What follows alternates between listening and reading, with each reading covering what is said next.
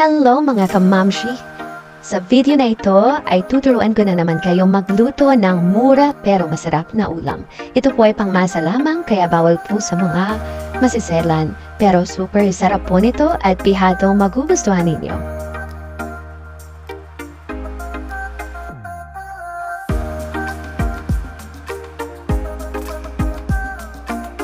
Tuturuan ko po kayong lutuin ang murang-murang ulam na sa halagang wala pang 100 pesos, may ulam ka na, may maihahain ka na para sa iyong pamilya. Tara po, umpisahan na natin. Mag-isa ng sibuyas at bawang sa mainit na kawali na may mantika, of course. At ayan na nga, gagamit tayo dito ng mackerel na sardinas, kahit anong brand ang gusto mo, depende sa panlasa mo. Ilalagay lang po natin lahat kasama ang sabaw. At syempre kung ang kakain ay 3 hanggang 4 na katao, mas mainam po na hatiin ang laman dahil malaki naman po ang laman na sardinas sa loob ng mackerel. Lalo na yung bibilhin yung mackerel ay malalaki or malaking lata. At ngayon naman, talagdagan po natin ang tubig yan. At syempre, lalagyan natin ng tubig yung lata ng mackerel para lahat ng natira sa loob noon ay maisama. Pandagdag din po yan sa panglasa. At natural na kailangan maraming sabaw para kumasya para sa buong pamilya.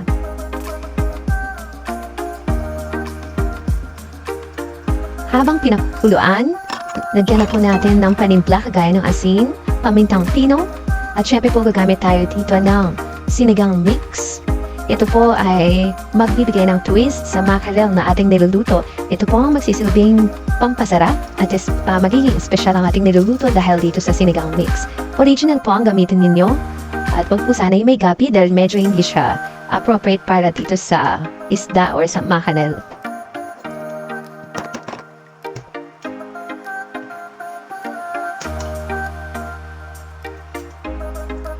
Haluin ng mabuti at tikman kung tama na yung lasa ng alat. At kung okay na sa'yo yung lasa niya, yung asim at yung alat, pwede mo naman ding dagdagan ng pampalasa. Optional po yan. Nasa inyo po yan kung gumagamit kayo ng pampalasa o hindi. At haluin mabuti. Antayin lang po na humulo. At presto, pagkakulo niyan, pwede ng ulam.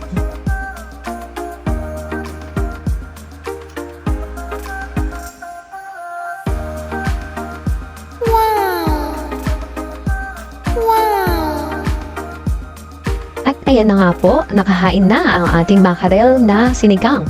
Nasaan kaya ang laman? Mukha lang hindi, kaaya-aya tingnan yan mga kaibigan o mga kamamshi, pero napakasarap po niyan. At siguradong mapaparami ang kain nyo. At ayan na nga, napakarami ng sinandok na kanin ng husband ko. Akala mo naman ay hindi na ako mag-dinner pa dahil sa dami niyan. Pero once na natikman mo to kamamshi, sobrang magugustuhan mo at mapaparami ang kain mo. Dead mo muna sa diet. Tara na po at kumain mga kamamshi sa halagang wala pang 100 pesos, 75 pesos na malaking lata ng mackerel at sinigang mix, presto, may pang lunch ka na kasama ng pamilya. Please like and subscribe for more tipid ulam tips. Dito lang yan sa channel ko. Thank you for watching.